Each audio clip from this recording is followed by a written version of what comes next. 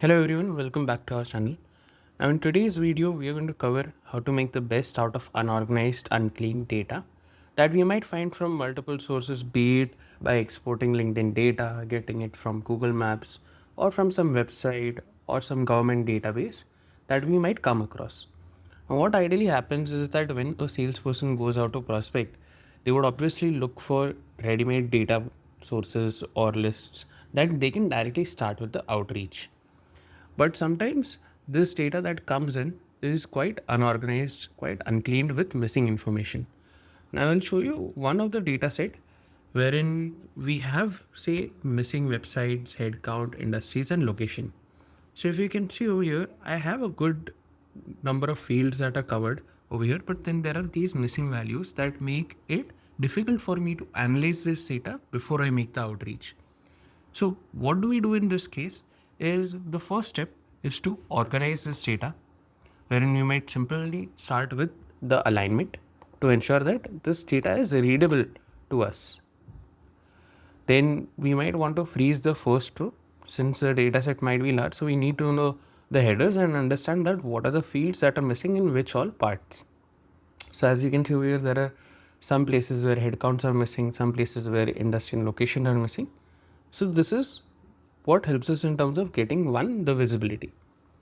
Second, now that we know that these fields are empty, our job is to ensure that we collect this data. Now there are two ways to do it. One, you can manually search for them using Google and then add it over here. Or what you can do is that you can use Phantom Buster and you can use the LinkedIn profile scraper, wherein we'll be able to get all the fields that we are looking for, right from, say, over here we have missing website, company, industry.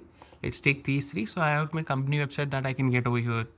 I can get the company industry and I can even get the employee count also over here. So what I'll do is the first thing in my sheet or the data that I have over here, I have the LinkedIn profiles.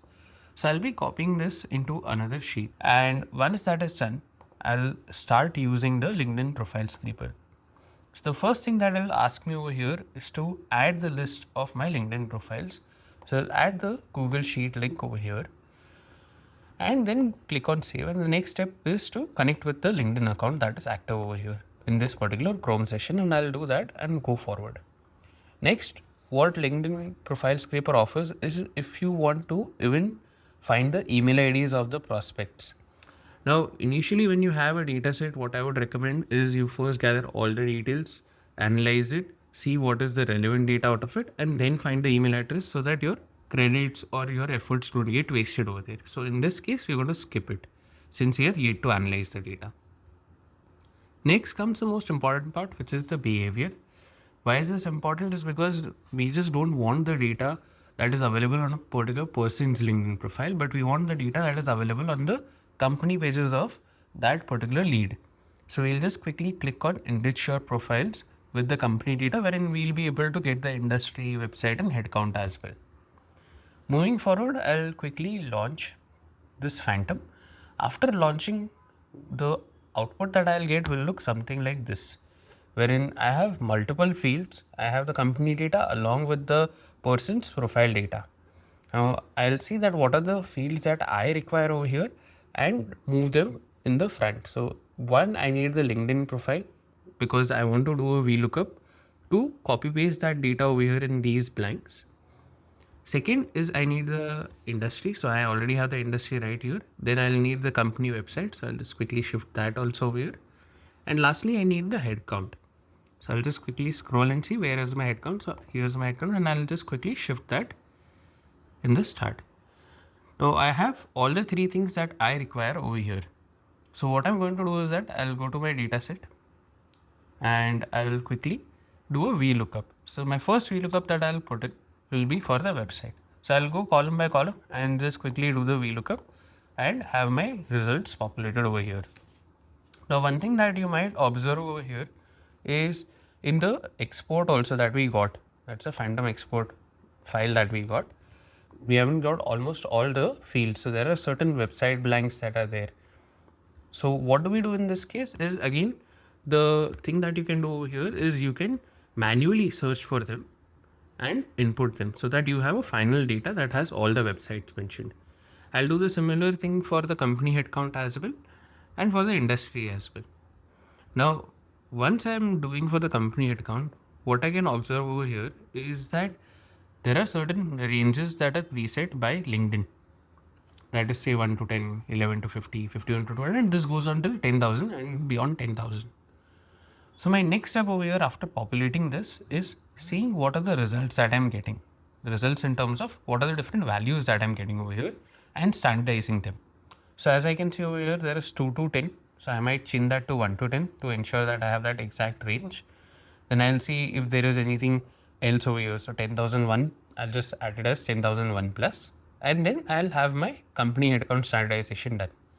Similarly, I can do for industry. So if you can see over here, what would I want to standardize over here is, quick example is say apparel and fashion. And we have retail apparel and fashion as well. So both of these are in the same category. So what I might do is I'll just take both of them and keep it as apparel and fashion. Now, where does this help is in terms of ensuring that when we want to analyze this data in the end, once it's cleaned using pivot tables also, then we are able to get the exact values in each industry or each headcount. And I'll quickly just show you that as well. So after doing the standardization, we'll have a final clean data that looks something like this, wherein we have a proper formatting done. We'll again freeze the first row over here. And we have all the data points that we are looking for. Now to analyze this data, what I'll do is I'll just quickly insert a pivot table.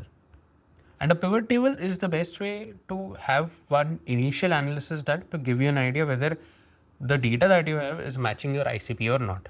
So if I create a pivot of company headcount, so I can see that for every headcount range, what are the number of prospects that I have.